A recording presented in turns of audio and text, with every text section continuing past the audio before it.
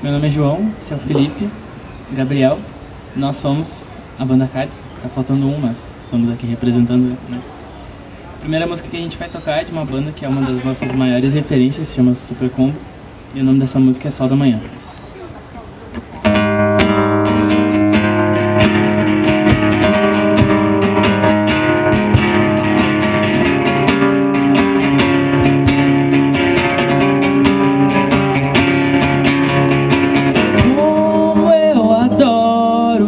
Esses fogos embelezando o céu.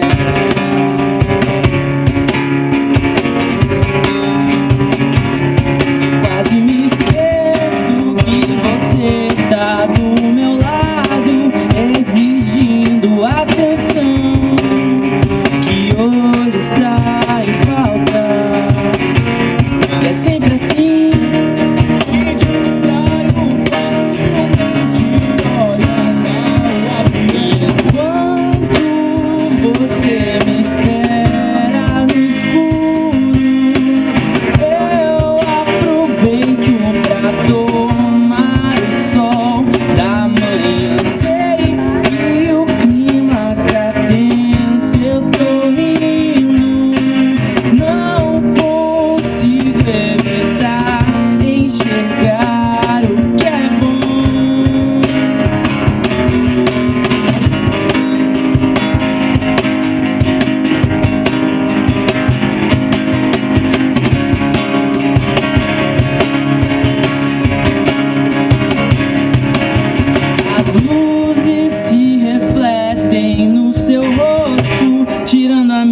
Concentração.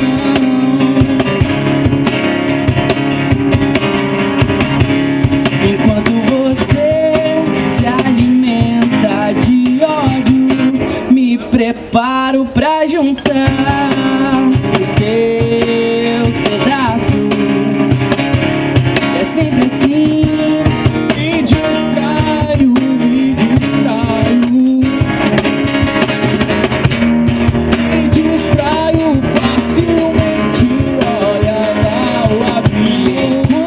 Enquanto você me espera no escuro, eu aproveito pra tomar o sol da manhã. Sei que o clima tá tenso, eu tô rindo, não consigo evitar enxergar o que é bom.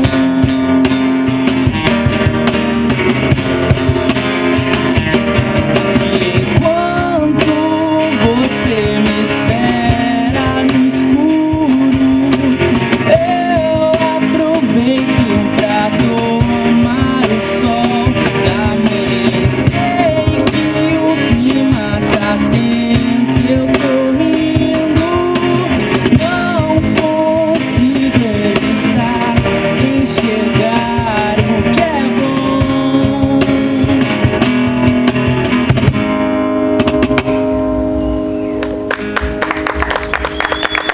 Valeu.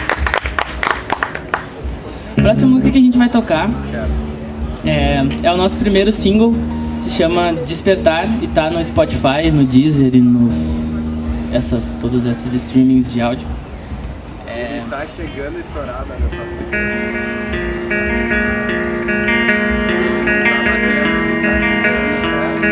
Só procurar a banda Cades no Spotify. Um dia acordou, passou a estranhar que estava mais sozinho do que jamais estivera.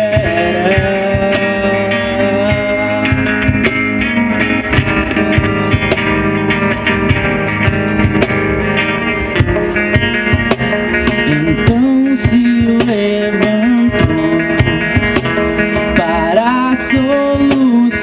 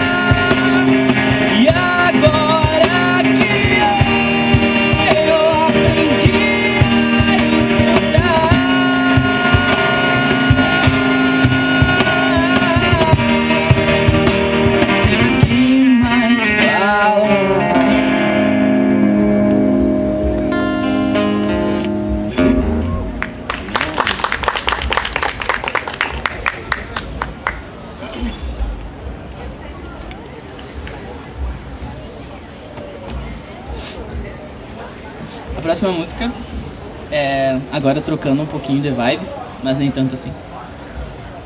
É uma música de um dos grandes caras da música brasileira na atualidade e que um dia vai ser um daqueles caras que todo mundo vai pagar muito pau, porque ele é muito foda. E o nome dele é Criolo e a música Não Existe Amor em SP.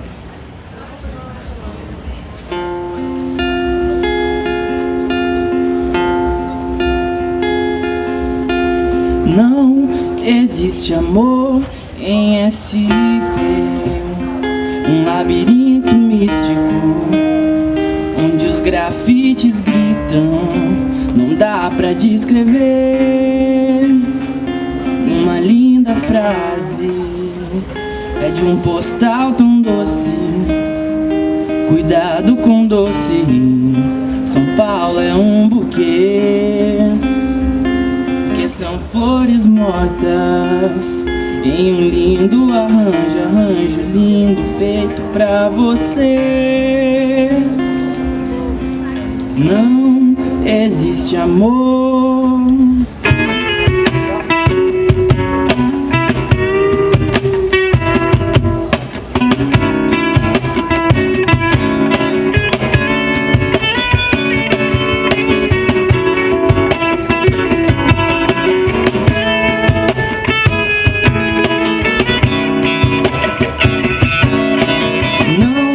Existe amor em SP, um labirinto místico onde os grafites gritam, não dá pra descrever. Uma linda frase de um postal tão doce, cuidado com doce, São Paulo é um buquê. Buquê são flores mortas em um lindo arranjo lindo feito pra você. Não existe amor em SP e os bares estão cheios de almas tão vazias. A ganância vibra, a vaidade excita, minha vida e morra afogada em seu próprio mar de fel. Aqui ninguém vai pro céu.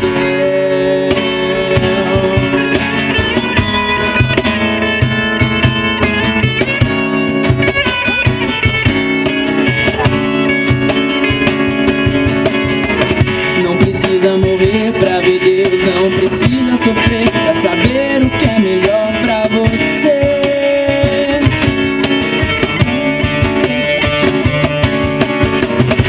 Das nuvens, em cada escombro, em cada esquina, me dê um gole de vida. Não precisa morrer pra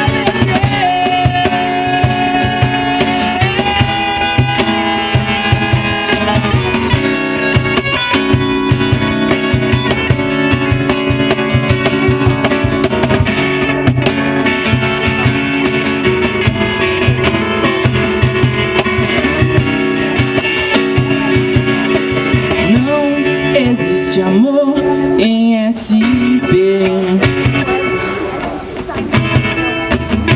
onde os grafites gritam, não dá pra descrever.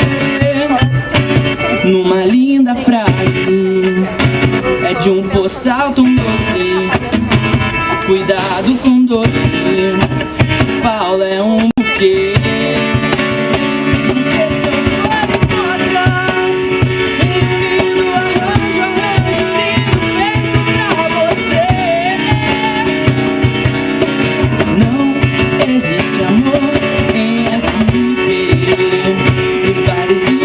Cheios de almas tão vazias, a ganância vibra, a vaidade excita. Eu vou a minha vida e morra afogada em seu próprio mar de fel. Aqui ninguém vai pro céu.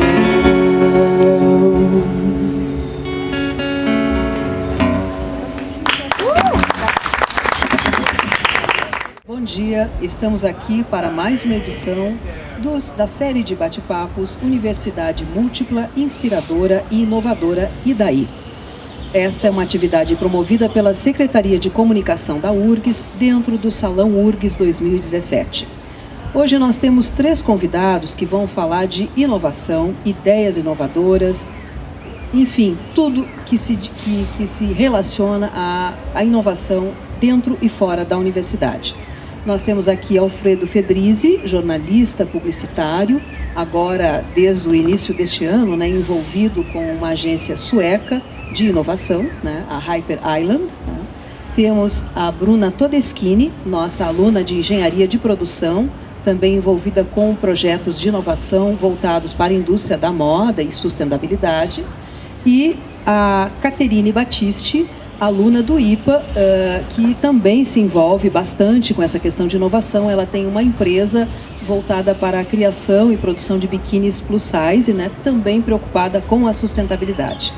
Nós vamos começar o nosso bate-papo de hoje, então, conversando com o Fedrizzi, Eu gostaria que tu fizesse assim, um breve resumo de como é que um jornalista publicitário, que ficou tanto tempo ligado à publicidade, resolve dar essa virada, e passa para uma área nova, digamos assim, fora da sua zona de conforto, O que isso significou e que conselho tu dá para quem está pensando em fazer a mesma coisa? Porque eu acho que é a hora da virada para muita gente, Bom, obrigado pelo convite. Eu acabei de dar mais uma das viradas na minha carreira, que é de repente, deixar para trás tudo que está fazendo e começar a fazer algo completamente novo. Eu acho que cada vez mais nós precisamos fazer isso com as nossas vidas, não só com carreira, com a vida pessoal, e deixar para trás tudo que está incomodando, buscando sempre novos desafios. O mundo está extremamente desafiador, o mundo está muito incerto, e quem ficar acomodado, que falasse a palavra zona de conforto, acho que quem ficar nessa zona de conforto fazendo a mesma coisa que vem fazendo há muito tempo, quando se der conta, está sem chão, está sem espaço. E eu vejo, não só em vários lugares do mundo, como no Brasil especialmente, e no Rio Grande do Sul em particular, uma grande resistência às mudanças. A gente vê nas empresas, a gente vê nas próprias universidades. Eu tenho conversado com pró-reitores, com diretores de graduação, pós-graduação e tal, ainda a mentalidade de silos, aquelas coisas que uma escola, uma faculdade conversa pouco com outra, e assim por diante. Quando a gente vê no mundo inteiro, o que vem por aí é uma mistura total de expertises, de conhecimentos e assim por diante, mesclando paixão com criatividade, quer dizer, seriam 2 palavrinhas que eu acho muito importantes. Então, o que fez eu mudar? Cansei de uma coisa que eu vinha fazendo já há muito tempo com publicidade, sempre militei na área de jornalismo, tenho uma coluna 0 hora com inovação e negócios, e sempre escrevi artigos e algumas coisas assim, organizei um livro de humor na propaganda, algumas coisas. Então, isso continua, o que perpetua essa coisa de se comunicar, de escrever e tal.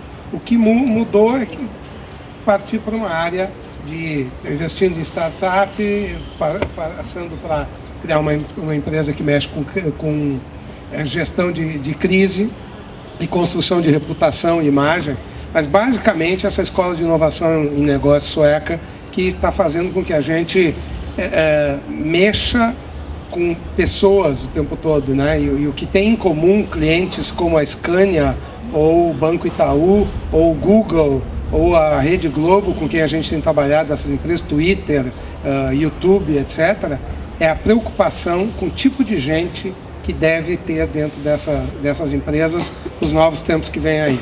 Então, se eu quero mexer aí, nada melhor do que eu começar pela minha própria vida, dar uma reciclada, mudar absolutamente tudo. É duro, é difícil a gente iniciar Eu, desde que comecei a trabalhar, eu sempre tive secretária, por exemplo, um detalhe, assim.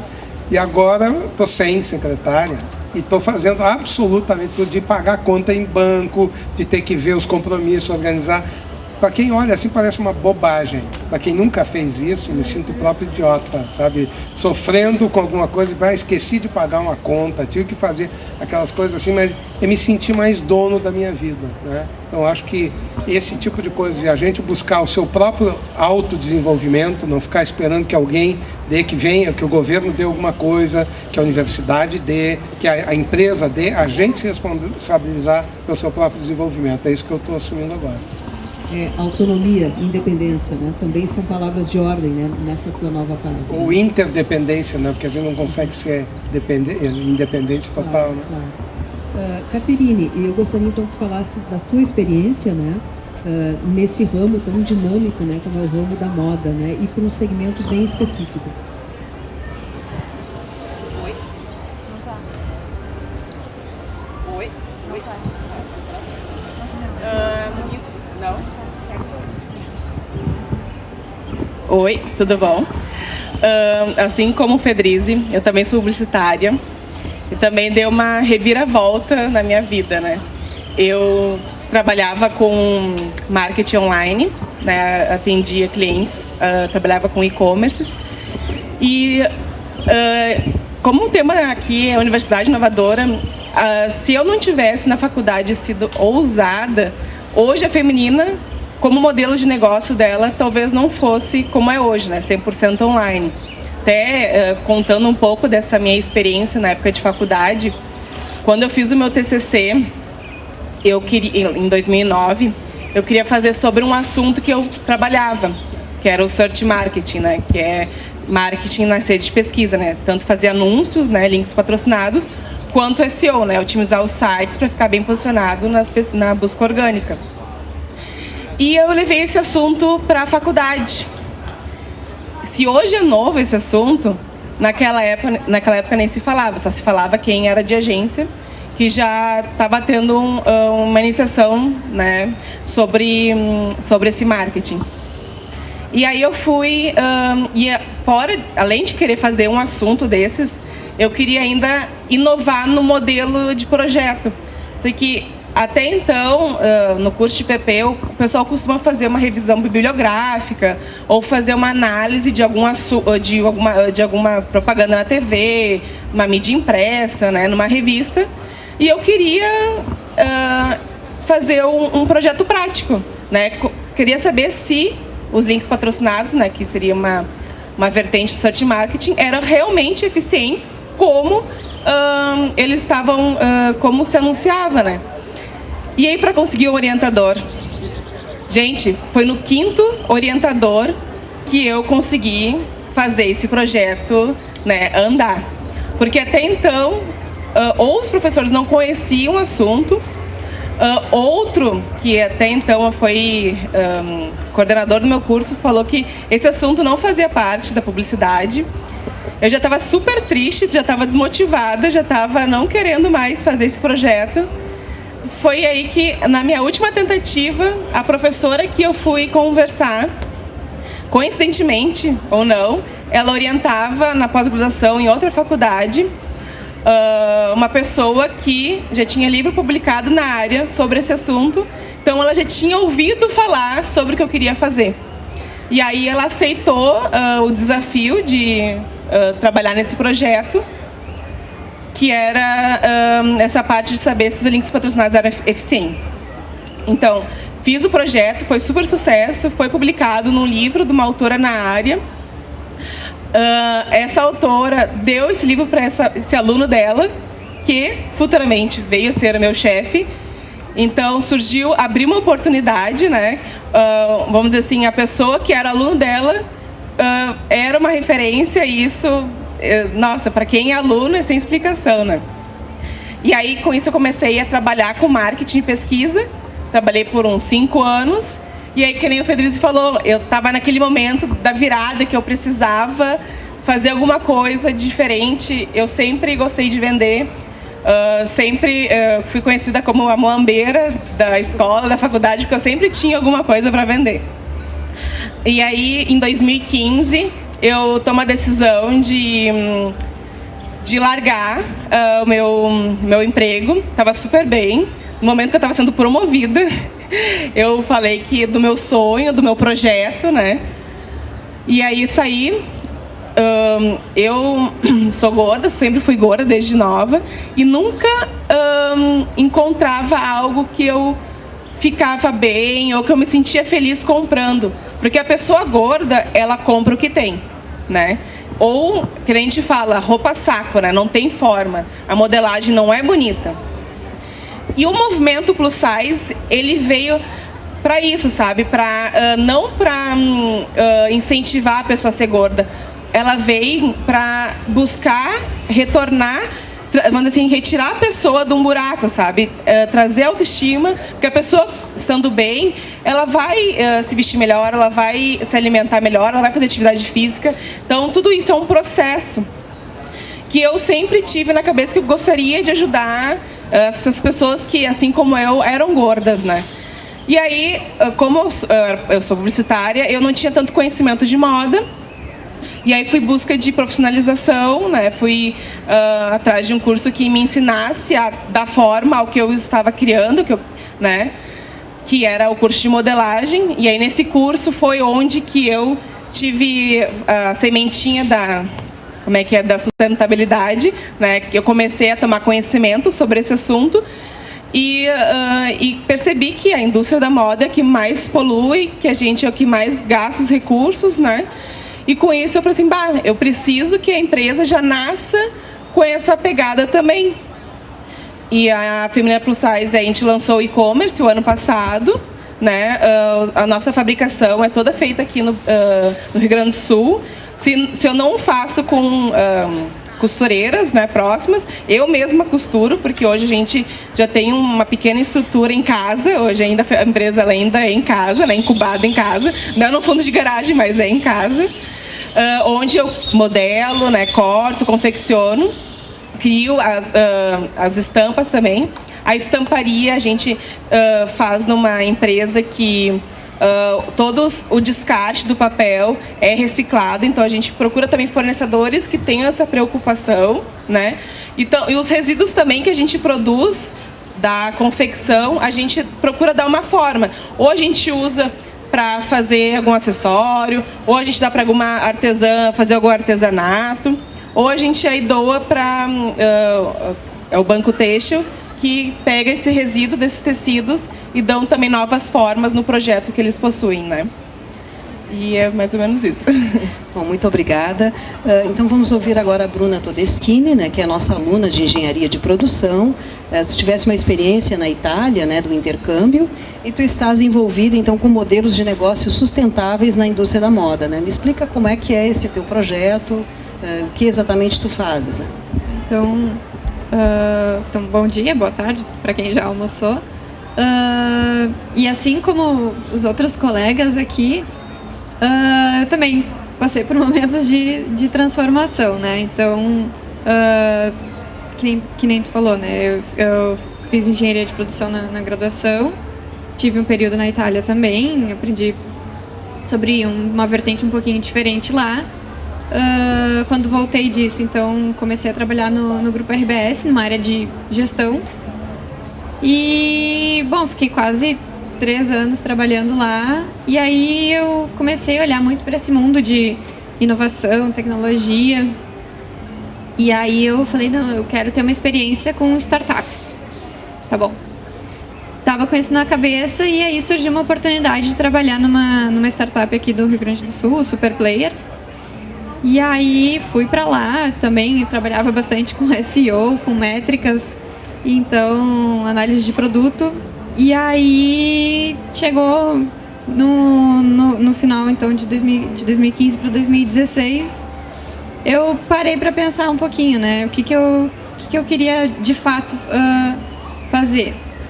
E uma coisa assim que desde cedo, assim, desde criança na verdade, eu tinha algo que eu fazia assim com muito gosto, né? Eu, quando criança, eu ia no ateliê de uma tia minha, que é costureira até hoje, e eu pegava os retalhinhos que sobravam da costura dela, e aí eu ia para casa e fazia roupas super legais para as minhas bonecas. Então, e aí isso foi uma coisa que criança eu fazia e aprendi praticamente assim, sozinha. E mais adiante, e aí eu tinha o problema contrário da Caterine, né? Como eu sempre fui muito magrinha, às vezes as roupas sobravam em mim. E aí eu tinha dificuldade também com isso. E aí eu passei a fazer roupas para mim. Que é o novo mercado, né? Que é o mercado petit, né?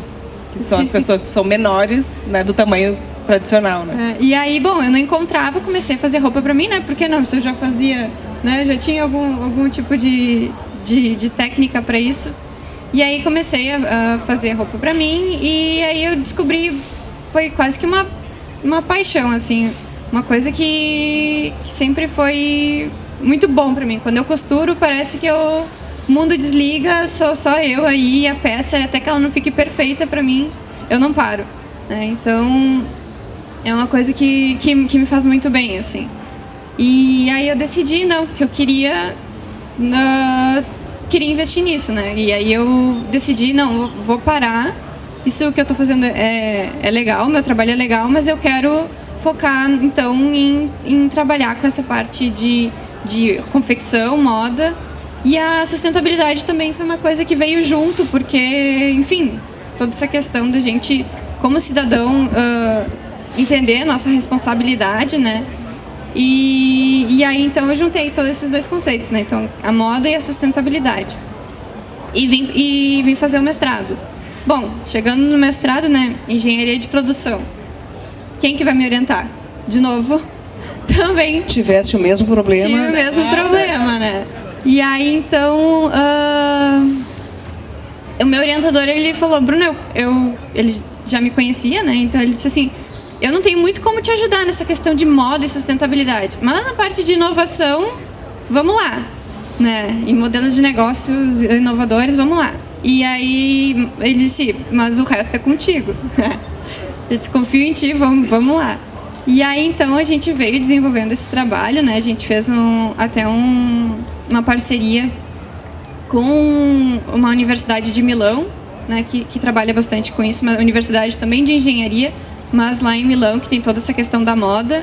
Então a gente fez muito paralelo, né, do que se faz aqui no Brasil, do que se faz lá na Itália, e identificando assim, o que são os principais drivers de inovação sustentável dentro dessa indústria, né? Que pode ser no caso de produto, né? Tu pode gerar um produto mais sustentável, mas a maneira também como tu faz negócio pode ser uma maneira mais sustentável, né? Quando a gente fala, né, o nosso velho brechó, né? Então, uma coisa super conhecida, né? Que sempre existiu, mas é uma maneira de ser sustentável. Aliás, é uma das maneiras mais eficientes de se gerar sustentabilidade, porque tu não precisa gerar uma peça nova, né? Então, tu não tem gasto de energia, tu não tem gasto não precisa extrair matéria-prima, tu não precisa botar pessoas a trabalhar, né, em condições que a gente nem sabe quais são.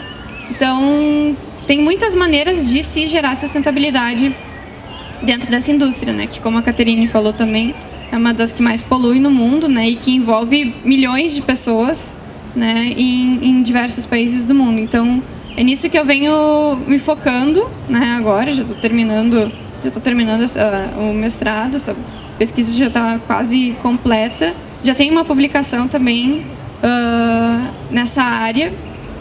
Então, é nesse caminho assim que eu estou.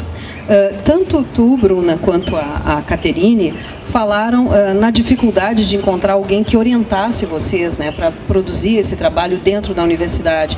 Eu gostaria de ouvi-las, da gente tentar desenvolver um pouco essa história, assim, em que medida realmente a universidade ainda precisa dar mais alguns passos, precisa se preparar melhor para lidar com essas questões de inovação, para lidar com ideias de alunos que querem desenvolver projetos aqui, Claro.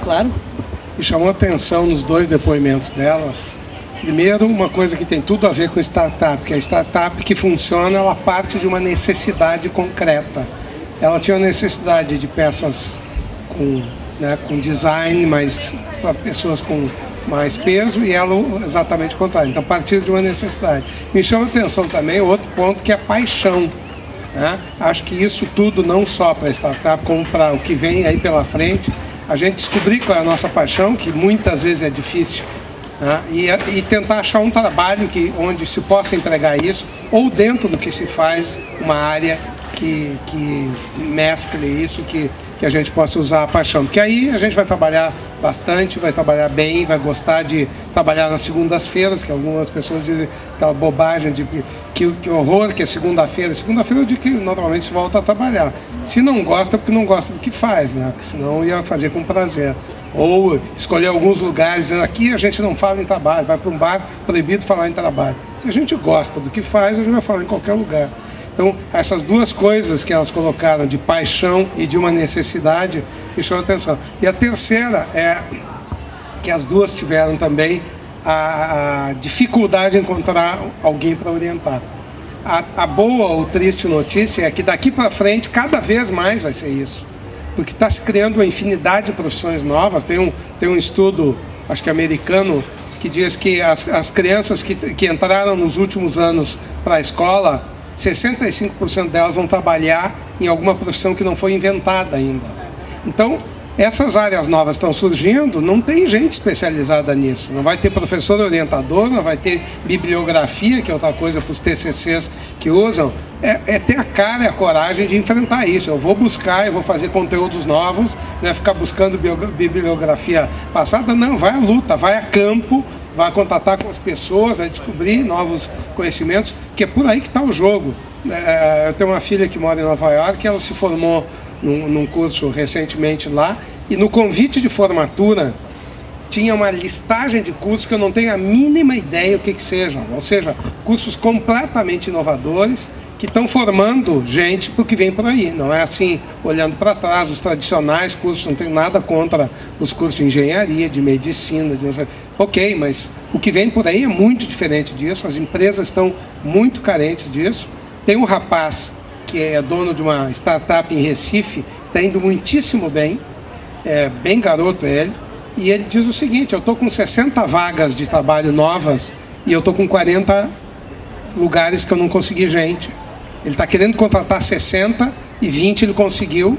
E 40, então, vagas para pessoas diferenciadas, para trabalhos diferentes, para quem mescla uma, duas, para quem cria a sua própria profissão, está cheio aí, está faltando gente. Mas acho que tu focaste também numa coisa importante, que essa autodescoberta, né, é uma coisa muito que tem que ser cultivada, né, talvez inspirada, né, dentro das próprias universidades, essa busca do seu ponto de realização, né? Diz, olha, é aqui que eu me realizo. Tu já sabias desde pequena que produzir roupas de bonecas a partir de retalhos era uma coisa que te realizava, que, como tu dissesse aqui, te desligava do mundo, né? Tu, apesar de ter um trabalho já bastante reconhecido e tudo, trabalhando com publicidade, com jornalismo, com texto, tu também querias uma coisa diferente, né? Tu querias te reencontrar, eu acho que ter coragem de largar algumas coisas que estão incomodando, sabe, e buscar uma iniciativa nova é difícil, às vezes em termos de ganho também tem buracos aí nisso, mas a gente não se acomodar, porque fica fácil. Quando eu saí, eu fui durante 10 anos fui executivo da RBS, eu dirigia o Jornal do Almoço, dirigia toda a produção. Quando eu saí de lá, alguns amigos disseram: como que tu larga isso e vai fazer alguma outra coisa? Eu digo: isso aqui já não me serve. Agora, quando eu larguei a Scala, a mesma coisa, eles disseram: como que tu larga uma empresa assim, bem sucedida? Então eu digo: não me serve mais, eu quero outro tipo de desafio. E eu acho que daqui para frente a gente não vai... Eu escrevi na minha coluna do fim de semana passado, na Zero Hora, exatamente sobre isso, sabe? Daqui para frente, cada vez mais é investir no seu sonho, na sua paixão, e deixar de lado essas coisas que estou tranquilo aqui, eu estou ganhando já o que eu preciso, etc. Não vai ganhar mais. A gente não vai ficar só com emprego, não vão mais existir esses empregos de carteira assinada. O futuro é completamente diferente do que está por aqui. Por outro lado, o que vocês falam aqui me leva a pensar que há uma necessidade muito urgente de investimento maior nas pessoas, né? Porque os exemplos citados também é na dificuldade de encontrar quem oriente ou quem consiga se adaptar para oferecer uma orientação de trabalho nessa área, de pessoas para, de repente, se engajar e trabalhar nisso. Tu tem a vaga e não tem quem colocar na vaga, né? Mas eu só para não monopolizar, eu já passo o microfone, mas eu acho que as pessoas investem muito pouco em si. Sabe, eu vejo assim, mesmo a própria Hyper Island, a gente faz uma masterclass que dura 3 dias. Eu fiz 3 aqui em Porto Alegre, eu ia ter uma agora, cancelei, transferi para São Paulo, em uma semana lotou. As pessoas, é caro, eu não tenho agenda, ou qualquer coisa assim. E eu vejo que isso vem de berço.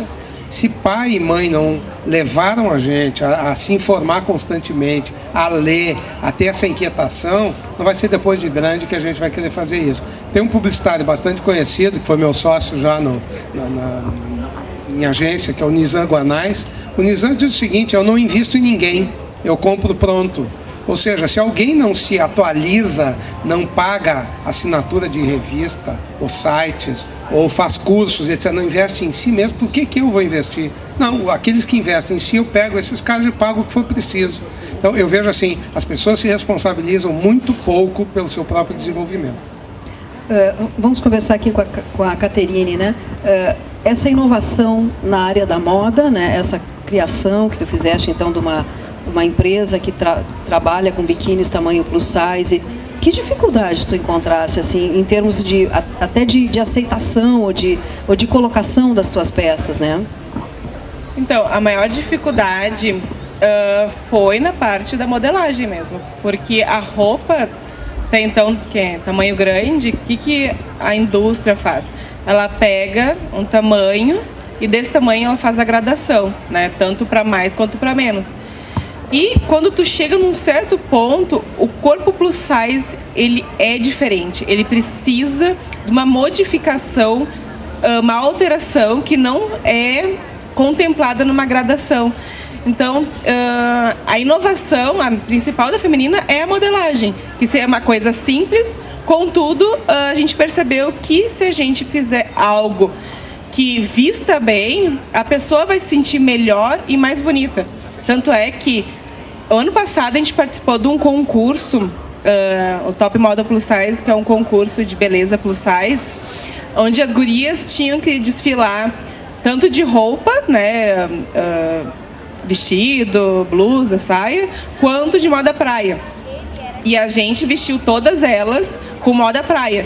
Tinha gurias que vestiam do 44 ao 64.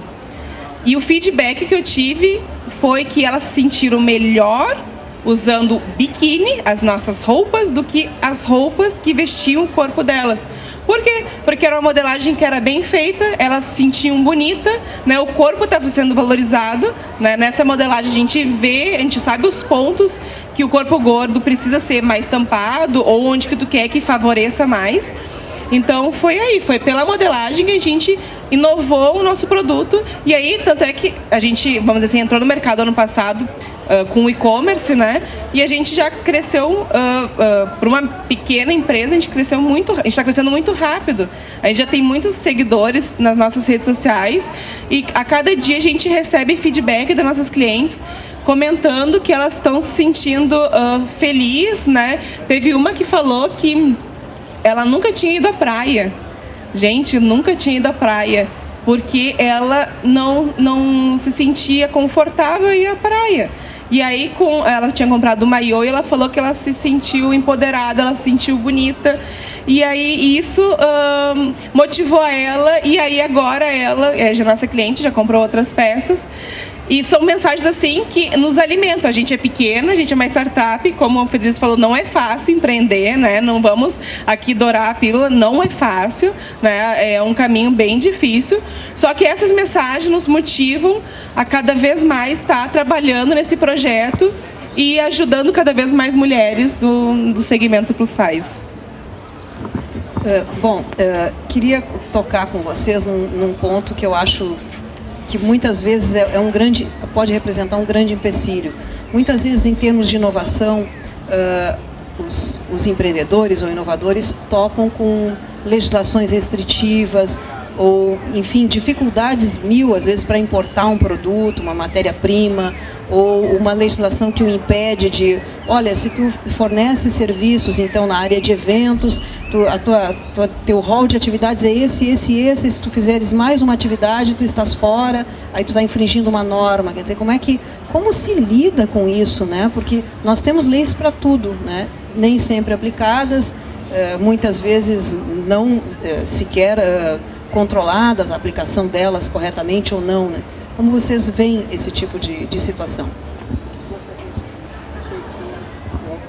Eu acho que a gente precisa ter mentalidade de hacker. Eu escrevi uma coluna na Zero Hora que algumas pessoas começaram a entender como assim hacker? Hacker é um criminoso e tal. Não é. Hacker é alguém que conhece profundamente um sistema e faz diferente. Ele procura...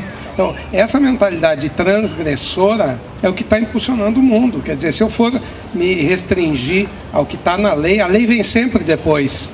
Aí com o Uber, por exemplo, Cabify e tal. Botaram um bloco na rua e depois vem a confusão toda, etc e tal, aí, mas vai fazendo. Então, cada uma das áreas que estão surgindo novas, a lei, ela não premia isso, ela não prevê essa coisa. Outro dia eu estava conversando, fui conhecer o projeto da Escola Lumiar, é uma escola que foi criada pelo Ricardo Semler, um empresário bastante conhecido em São Paulo, que foi o primeiro empresário no Brasil que distribuiu lucro para os seus funcionários. Ele escreveu um livro chamado Virando a Própria Mesa, que na época foi muito badalado o livro. Ele visitou N modelos de ensino no mundo, buscou coisas dali e criou essa escola. Tem uma em Porto Alegre. Eu conversava com a dona, a Soledad, que é uma pessoa muito instigante, aliás, recomendo até que, se vocês tiverem outras entrevistas, ela é uma pessoa bem inovadora. Aí eu fiz uma pergunta parecida com a tua. Eu digo, o MEC, a Secretaria de Educação do Estado e do município, são cheias de regras, são restritivas e tal. Como é que tu conseguiu fazer uma escola tão inovadora quanto essa? Ela disse, as regras estão aí. As regras são... A gente consegue fazer, as regras não são tão restritivas assim. As pessoas é que não ousam. Eu não estou infringindo nenhuma regra do MEC, da SEC, etc. Eu estou fazendo nas brechas, estou fazendo... Então, os alunos decidem os temas que eles vão aprender em sala de aula. Tem uma série de inovações que ela implementou e não contraria as regras. Então, eu acho que assim, quebrar a regra cada vez mais é fundamental. Por isso que eu chamo assim, temos que ser hackers com a nossa vida, o nosso trabalho, com as situações todas, porque o contrário disso é um lugar de conforto, sentar numa boa poltrona e ficar assistindo as mesmas coisas que a gente vê sempre, tirar férias e vai para a mesma praia que vai todos os dias, todos os anos, e assim por diante. O que faz isso? Embota a nossa mente. Cada um busca o seu jeito de ser inovador, de se... Eu gosto muito de viajar para países esquisitos, onde eu chego lá e sou completamente ignorante. Eu não sei a língua, eu não sei os costumes, não sei nada. Eu tenho que ficar muito alerta para isso. Então, saio da minha zona de conforto, é o jeito que eu encontro, mas cada um, se quiser ficar sentadinho na frente da televisão, tá bem, não tem nada contra. Não tem lugar no futuro, no trabalho aí para frente. Só acrescentando assim essa parte dos que tu comentou sobre essa parte de encargo, essas coisas, creio na parte de moda, a gente ainda é muito pequeno, a gente ainda não sofreu algo muito relevante com relação a isso, mas o que a gente vê conversas de outros empresários do segmento é a carga tributária, né, que deixa muito alto o valor das peças, e isso acaba quem vai pagar é o consumidor, e o produto final ele vai ficando mais caro e também menos competitivo com os produtos que vêm de fora, né? Então, nós como empresa, a gente também tem o compromisso de ser transparentes, né? Passar isso para o consumidor e mostrar que o custo não é só tu comprar a matéria-prima, tem toda uma cadeia que envolve o custo do produto para tu formar o preço dele. E dessa forma, ele sabendo, estando consciente sobre isso, ele vai pagar aquele valor para o teu produto, porque ele vai saber que aquele valor que está sendo, claro, né, não é exorbitante, mas que ele está sendo pago é um valor justo, né, que tu paga não só a matéria-prima, mas tanto uma cadeia que produz para ti, a comunicação que tu realiza para atingir o maior número de pessoas. Eu só queria completar que eu lembrei ali na fala do Fedrizi, falando do caso da escola, né? Me voltou muito aquela crítica assim, que a gente tem que sempre fazer em relação à nossa universidade também, né? Então, ficar naquela de o currículo é esse, a gente não pode fugir de nada do que está aqui no papel, eu acho que não é por aí, né? A gente tem... Por exemplo, os números dizem que a URGS é a segunda melhor universidade do país, né? O ano passado acho que era a primeira. Tá, em relação à avaliação do Ministério da Educação, ok. Mas em relação ao que a gente está criando de inovação, né? O que isso se transforma, né? Por exemplo, um indicador que a gente pode talvez usar, né? A questão de patentes, né? Quanto dessa tão grande qualidade que a gente tem dentro da universidade se torna inovação, né? Eu acho que isso parte muito tanto do aluno quanto da pessoa que facilita o ensino, que é no caso o professor, né? Se a gente não tem um aluno que questiona, né, que quer fazer diferente, ou um professor que oferece um ambiente de estudo um pouquinho diferente, uma avaliação diferente, né, atividades diferentes, o aluno também não vai fazer tanto esforço assim para fazer alguma inovação, porque afinal ele vai estar sendo avaliado por aquele método tradicional, né? Então eu acho que tem muito disso, né? Eu lembro que quando eu estudava aqui no Vale, no início da faculdade, ali na frente, quando a gente chega dos ônibus, tinha uma parede, acho que não sei se era do ICTA ou do Prédio das Letras, que dizia assim: para que serve o teu conhecimento, né? Ou para quem serve o teu conhecimento, né? Então acho que essa é sempre uma reflexão que a gente tem que fazer, né? Estou criando conhecimento aqui, mas o que eu vou fazer com isso, né? Como é que eu vou aplicar isso, né? Que problema relevante eu vou resolver, né? Que eu acho que é muito disso. A gente tem aqui uma universidade pública, né? E tudo bem, a pessoa passa no vestibular, tem seu mérito, mas eu acho que também o aluno, quando entra aqui, ele tem uma responsabilidade com a sociedade, porque ele está sendo bancado pela sociedade. Então ele precisa devolver algo para a sociedade como um todo, e ele precisa resolver problemas relevantes, né? Então eu acho que isso é uma coisa que o aluno tem que sempre ficar pensando, né? Se questionando como é que eu vou resolver um problema relevante. E no meu caso, eu escolhi um problema, é a sustentabilidade dentro da indústria da moda, sabe? É um problema, não digo pequeno, mas é um nicho, né? Assim como existem milhões de outros nichos que cada um pode escolher para resolver. E existem milhões de problemas relevantes dentro da nossa sociedade. Então é mais ou menos isso. Ela comentou uma coisa: o URGS é talvez a segunda universidade do Brasil. É um tema que eu acho muito importante para se falar, né? Estamos falando aqui de múltipla, inspiradora, inovadora. Eu trabalho sempre com a questão de que a gente precisa elevar ao máximo a régua, sabe? Ou seja, ser mais exigentes consigo e com tudo, sempre mais exigente. Então, essa conversa, Unicinos, eu sou melhor nisso, a PUC, etc., todas dizendo isso. Eu digo melhor em relação a quem? Sabe, em relação à USP? Agora, eu acho que o parâmetro tinha que ser escola por escola, faculdade por faculdade, em relação ao melhor do mundo. Porque a URGS não é, como a PUC, como a Unicinos, não tem excelência em todos os seus cursos. Tem alguns melhores, outros mais atrasados, mas eu acho que o parâmetro a ser buscado é o seguinte: na faculdade de engenharia da URGS, quem é melhor do mundo? É nessa que eu tenho que me espelhar e me inspirar. Quer dizer, opa, aquela ali. Na de filosofia, quem é o melhor do mundo? Está num outro país. E não dizer o seguinte: eu acho que é régua baixa a gente querer se comparar e se achar muito bom em relação à USP. Sabe? Ver qual é a colocação da USP em relação ao mundo.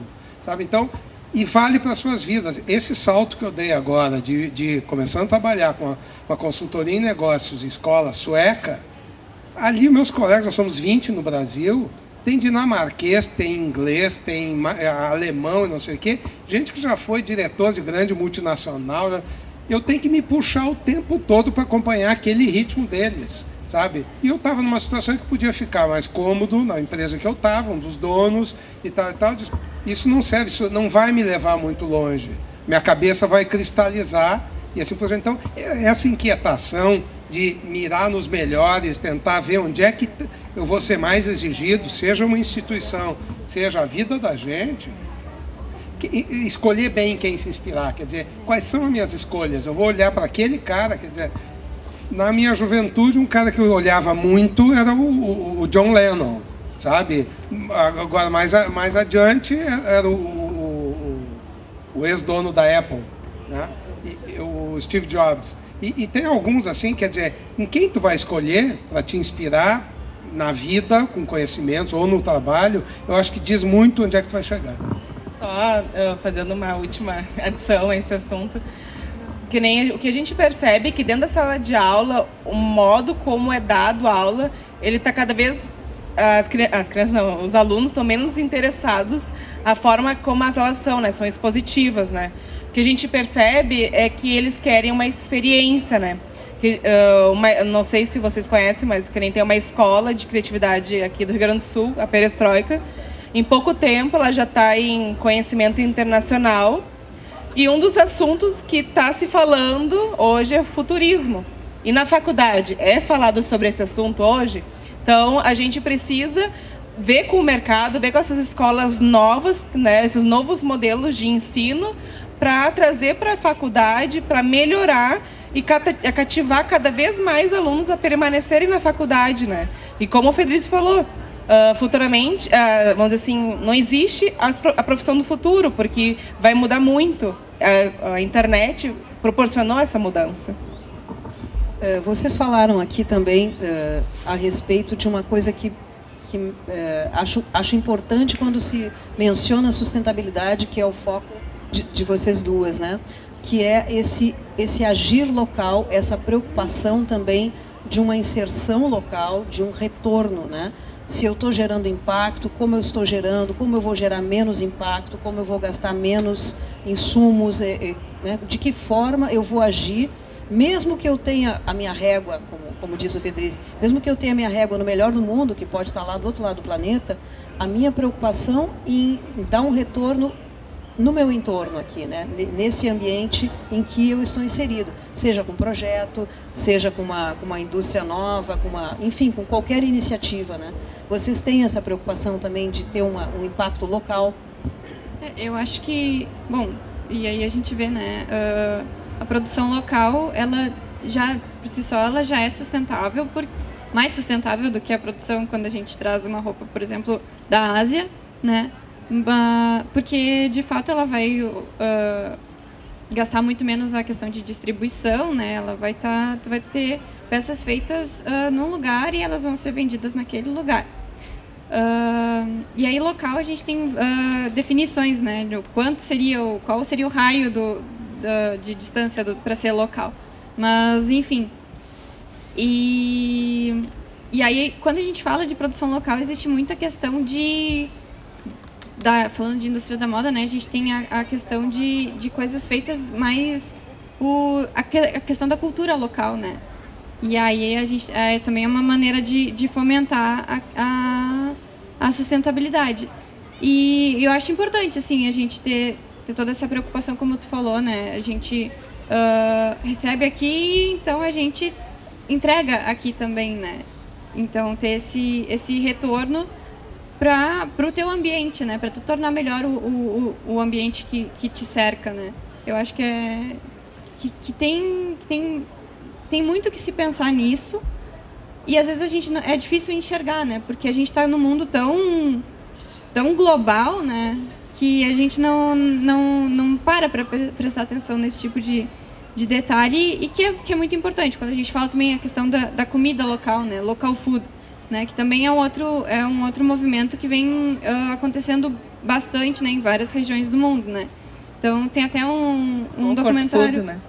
Também, né? Tem um documentário que se chama Sustainable, né? Que é sobre um fazendeiro que tinha, agora não me lembro, acho que era perto de Chicago.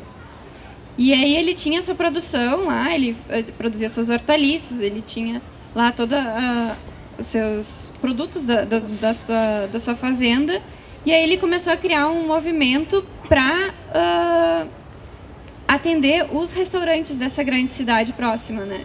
E aí então, e restaurantes de chefes, né? Então e aí ele conseguiu convencer os seus vizinhos e depois começou a criar uma rede. Eles têm hoje uma associação, né? Que atende, né?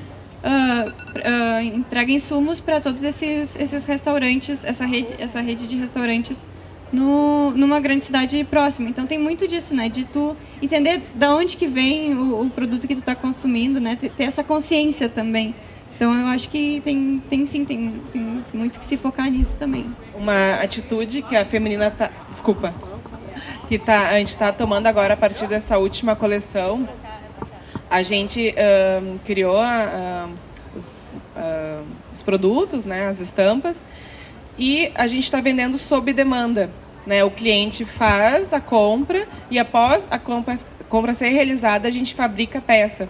Então, dessa forma, a gente trabalha com estoque mais reduzido e também com uma menos quantidade de produto que futuramente, caso não venda, tem que fazer liquidação, né? E um fim, talvez, não tão bonito como seria caso a gente tivesse produzido menos, né? Eu só queria agregar que eu acho que a sustentabilidade começa na casa da gente, né? Então, eu tenho em casa lá um minhocário, né? Então, pega os resíduos todos de frutas e legumes e tal, põe ali e vai, além de diminuir resíduos para serem recolhidos pelo DMLU, eu vou estar gerando adubo. E assim por diante, quer dizer, quando se vai para um hotel, tem gente que, porque a toalha não é sua, não é ele que vai lavar e etc., simplesmente a cada dia manda trocar as toalhas, assim por diante. Então, eu acho que é todo um trabalho que começa com criancinha, começa em casa, onde a gente começa a mostrar para eles, quando sai de determinado local, apaga a luz daquela sala e assim por diante, e vem de casa, porque eu vejo... Teve um dia eu estava lá na escala e um rapaz, eu estava no banheiro e está escrito no coisa de papel toalha, use no máximo 2 folhas. Ele tirou 6 ali na minha frente, sabendo que era um dos donos, ele tirou nem bola. Eu digo, cara, por que 6 tu pode secar com 2? Pois é e tal. Esses cuidados que a gente precisa tomar na sua vida pessoal vai levar para a sociedade, porque se o cara não toma esses cuidados em casa, depois... Então, e aí felizmente nós estamos vivendo num mundo que essa busca está cada vez mais ampla, né?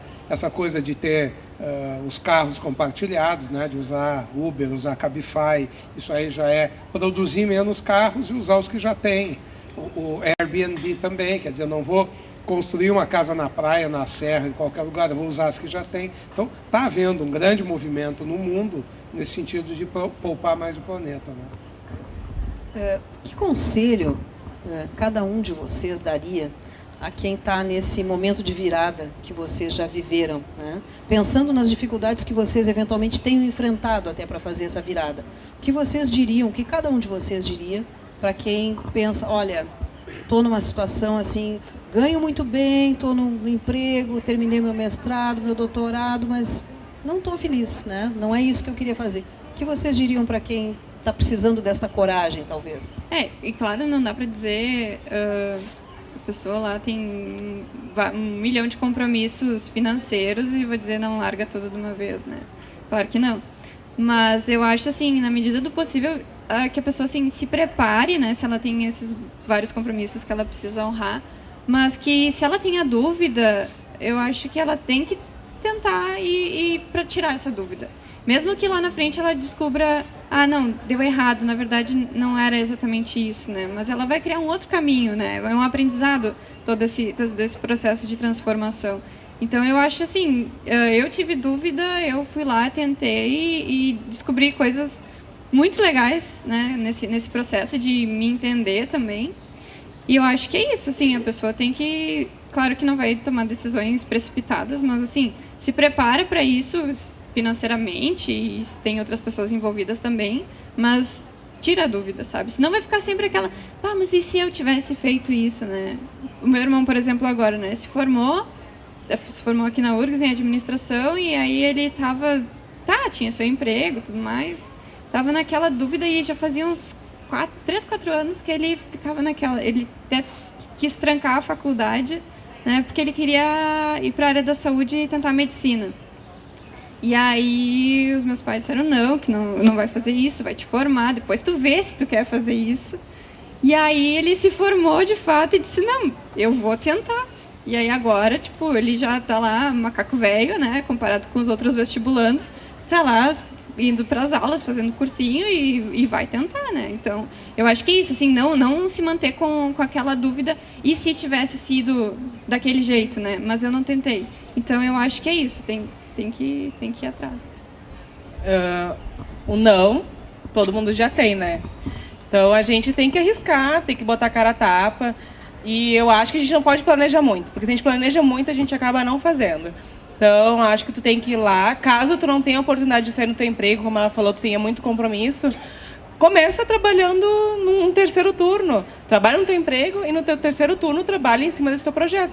Foi assim que eu comecei com a Feminina. Eu criei a página da Feminina fazendo uma curadoria de moda plus size, né? Onde eu colocava fotos de modelos ou eu vestia alguma coisa e tirava foto minha.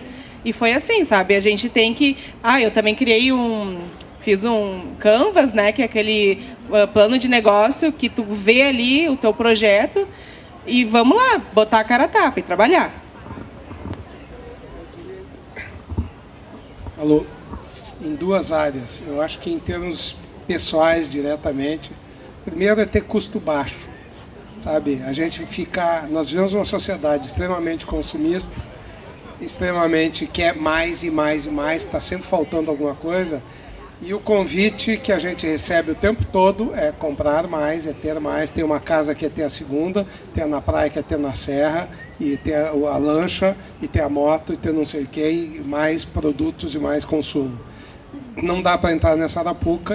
O outro dia teve esse evento do Black Sheep Festival em Porto Alegre, me convidaram para falar sobre a minha trajetória, né, as viradas que eu dei na minha vida. E aí eu dei o título de Hackeando a Sua Própria Vida. E me permitiu olhar um pouco da trajetória e todas as bobagens que eu já fiz, de acumular coisas, de se enchendo de penduricalhos e bens e tal, que não leva a nada, né? No atual momento eu fiz o caminho exatamente inverso. Ter menos, ter vida mais leve, mais simples, utilizar o que tem por aí. Eu acho que isso dá uma leveza para a gente dar o passo seguinte, que é a coragem, que ela falou um pouquinho nisso. Claro que tem contas para pagar, todo mundo tem os seus compromissos, mas se a gente procura ter um custo baixo, fica mais fácil tomar algumas decisões radicais. Quer dizer, isso não está me fazendo feliz, isso aqui eu não vejo futuro nenhum. E a gente vê nas empresas e nas pessoas uma carreira que não vai chegar a lugar nenhum, que ela está acabando, que aquela atividade não chega, e as pessoas não têm a coragem de sair dali e investir em outro negócio. Ela fala em terceiro turno pode não ser de trabalho, pode ser de aprendizado. Então, investir em ONGs, quer dizer, muitas vezes a gente busca uma série de atividades, vai descobrir outras vocações, relacionamentos, investir em relacionamentos, porque em vários lugares que a gente participa, aqui, por exemplo, estou aqui hoje, estou conhecendo pessoas novas. Então, e assim por diante, quanto mais a gente se envolve e se doa, a gente consegue novos relacionamentos, novos aprendizados, e eu acho que propicia um outro tipo de futuro. Então, ter coragem de se investigar profundamente à frente do espelho e dizer o seguinte: o que eu tenho paixão em fazer? Se dá menos dinheiro do que eu estou ganhando, é um período que eu vou procurar investir, mas aquilo ali vai me dar mais futuro ou vai me dar mais prazer. Ou vai ser o que em linguagem mais internacional a gente chama de side business, um negócio paralelo.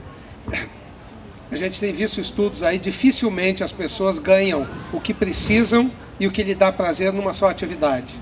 Então, eu ganho dinheiro com isso, mas não tenho todos os prazeres que eu gostaria. Aquilo ali me dá prazer, mas não me dá dinheiro. Então, fazer as duas coisas. Ou, uma outra recomendação que eu queria deixar, só para encerrar, que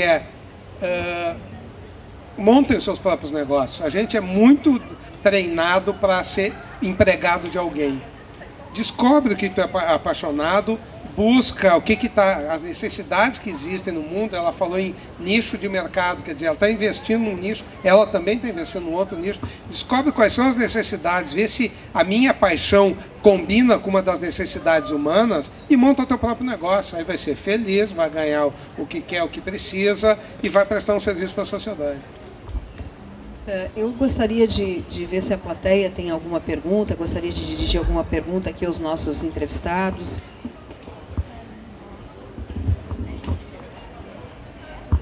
Muito obrigado. Eu trabalho na universidade, atualmente na Pró-Reitoria de Pesquisa. Conheço a reputação de todos os convidados, então é uma honra que vocês tenham aceito o nosso convite. Então a pergunta que fica aberta nós vivemos um momento de transição em todos os sentidos. Vocês meio que passaram en passant por essa questão, alguns de forma mais direta, né? A gente tem vivido um momento muito crítico no Brasil. E são momentos em que é necessário, até esse slogan é muito interessante, né? É necessário ter muita inspiração e é necessário ter muita capacidade de inovação, que o Pedrizzi colocou muito bem isso na fala. E nós, na universidade, nós temos uma cultura estabelecida de produção do conhecimento e nós trabalhamos muito com inovação, mas num certo sentido um pouco mais científico, digamos assim, que isso é muito relevante. E o Brasil, nosso país, precisa agregar valor à sua economia, uma velha ideia, né, que todos sabemos. E como que a gente pode fortalecer, na visão de vocês, um pouco mais a nossa participação, em termos da universidade, na agregação de valor às ideias inspiradoras de muitos dos empreendedores que nós temos neste país, e na visão de vocês, que é uma visão com grande experiência, como que a universidade pode participar mais ativamente da inspiração de inovadores que agreguem valor à nossa economia?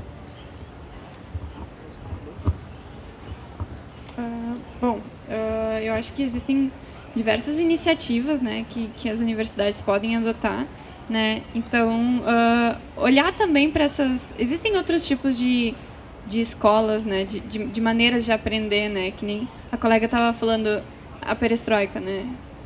Qual seria o problema da universidade parar e olhar um pouquinho para escolas dessas, como esse tipo, né? Como é que elas fazem para ensinar? E eu acho também existem cursos mais voltados para negócios já, tipo, naturalmente já são mais voltados para negócios, e outros que são mais voltados, digamos assim, para pesquisa, para a área científica, né? Mas eu acho que de qualquer forma seria importante, né, que todos os cursos em algum momento discutissem um pouco essa questão de empreendedorismo, também fomentassem isso com disciplinas ou como outra maneira, né? Eu acho que também tem a questão de trabalhar com projetos, né? Deixar o aluno executar, né? Tu oferece um desafio para ele e deixa ele fazer, né? Dá autonomia, né? Que a gente vinha falando também, né? Como é que tu faz para... Não é só passo o ensino de maneira expositiva e depois cobro se o aluno decorou ou aprendeu aquilo ali, né? Então, deixa ele tentar fazer, né? Uma disciplina de projeto. Deixa ele tentar fazer, ele vai ter dificuldades, ele vai ter problemas. Como é que ele vai fazer para resolver aquilo? Isso, por si só, já vai criando um empoderamento do próprio aluno e é uma questão de liderança, de autonomia. Então, isso, não necessariamente o aluno vai virar empreendedor, mas ele já vai ter uma postura mais empreendedora na própria vida, né? Eu acho que passa por esse tipo de iniciativa em toda a universidade, né? Acrescentando o que a Bruna falou, uma das coisas que eu sempre discuti dentro da faculdade, em cursos técnicos que eu fiz, é que dentro da instituição sempre foi nos ensinado a trabalhar para alguém, né? Não a gente ir seguir o nosso caminho e tentar arriscar, empreender. Então, é uma coisa que eu sempre tive uma luta interna, né? Sempre busquei trazer essa discussão para dentro da sala de aula, como aluna. E quando o professor trazia uma pessoa de fora, nossa, a aula era totalmente rica e diferente. Então, é uma coisa super simples, mas que eu acredito que ainda seja algo que funcione e que seja fácil para ser implementado, né, e que enriquece muito dentro da sala de aula. Não só esperar um momento como esse, um salão, para chamar pessoas de fora, mas tá na rotina da aula, né? Eu acho, isso aí dá conferências inteiras, mas rapidinho, eu acho essa questão que ela coloca de abrir mais a universidade para o que acontece fora dos muros da universidade, eu acho isso fundamental, se inspirar nos melhores do mundo, que eu comentei antes, né? Esse espírito, eu tive há pouco tempo na Universidade de Stanford, lá no Vale do Silício, é uma efervescência, tu entra em alguns espaços, as pessoas estão prototipando coisas, estão ficam o tempo todo inventando coisas e muito mais próximas do mercado. Quer dizer, eu vejo que em alguns ambientes acadêmicos, falar em mercado, as pessoas ficam assim meio arrepiadas, mas... Bruna? A Bruna colocou uma coisa antes que eu gostei muito, que essa é uma universidade pública, precisa as pessoas devolverem um pouco para a sociedade, é isso, né? Tiveram a oportunidade aqui. Os americanos usam uma coisa que, alguns empresários, que eles chamam de give back, ou seja, se eu tive uma família que me propiciou uma série de conhecimentos, uma sociedade e tal, e eu consegui ganhar dinheiro, etc., eu tenho obrigação de devolver para a sociedade de alguma forma. Então, forma de museus, de doações para universidades, eles fazem muito isso, que aqui a gente tem pouco.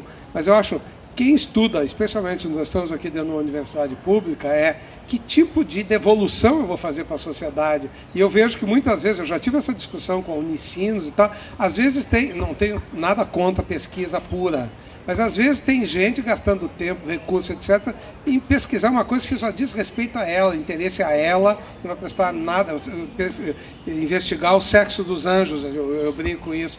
Eu acho que tem muita coisa para ser feita, né, especialmente no Brasil, muitos problemas que nós temos a ser resolvidos, e a universidade podia, eu acho, ter um papel mais ativo, mais próximo às necessidades humanas, no caso das necessidades da sociedade brasileira. Acho que não ficar tão encastelado na sua geração de conhecimento pelo conhecimento, para satisfazer o seu próprio ego, às vezes, ou de um pequeno grupo, mas olhar para a sociedade que está pagando, né, esse ensino e ver o que eu retribuo para ela, inspirando na fala da Bruna.